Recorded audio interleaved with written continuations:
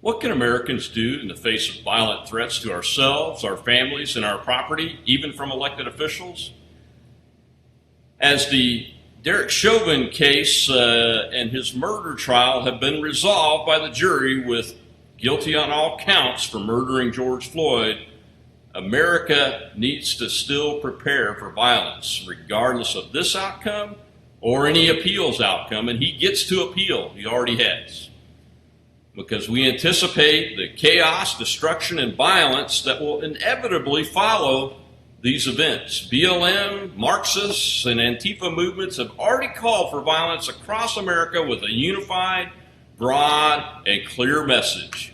Quote, if this country doesn't give us what we want, then we will burn this system down and replace it, close quote, from the chairman of Black Lives Matters.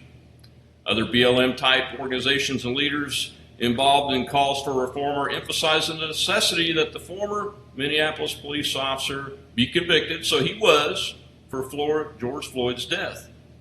But they were warning of the fallout if he wasn't. So this case has come to an end for now, but there have been additional incidents that have fueled more violence, looting, and destruction across America in recent days.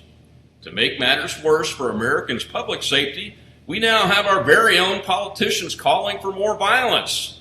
Just this weekend, Representative Maxine Waters from California flew to Minneapolis and made a public statement to protesters to, quote, get more confrontational, close quote. Just hours after her call for more violence, there were 2 drive-by attacks in Minnesota, with one attack directed at the National Guard and the other attack directed at the police. In case you have forgotten, this isn't the first time Democrat politicians have called for more violence in the past year. Not only do we have organizations like BLM and Antifa and our own elected politicians calling for more violence, but we also have the same people calling for the swift debilitation of and the protections of the Second Amendment, which we hold dear. So take my advice, friends. Exercise your constitutional Second Amendment rights. Buy more guns and ammo. Train with those guns and ammo. Educate yourself on the laws. Get yourself self-defense liability insurance if you're going to be carrying your firearm to protect yourself. Protect yourself, your homes, your families, your property. It is your right. And they don't have a right to come destroy it or take it away from you just because they're not happy and they're not feeling good about criminals getting killed. And yes, Floyd was a criminal. He was a criminal, and I believe that Mr. Chauvin will be pronounced innocent on appeal from all of this unfair outside influence and the evidence that clearly showed he was not guilty. But the jury was tampered with, and it was pressured by folks like Maxine Waters. So good luck on the appeal, Mr. Chauvin.